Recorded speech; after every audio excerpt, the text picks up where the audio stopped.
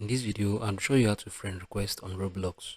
Ensure you subscribe and turn on the bell notification to this channel for lots of educational guides and content like this. Now you need to head over to your Roblox game, right? I'm currently playing Roblox.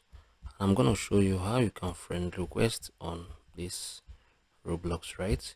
So what you need to do now, you need to click on this icon, right? Click on this icon. You see the friends that are available right now. So I'm gonna add all these friend rights here. You can see I've just sent my friend request to these three people.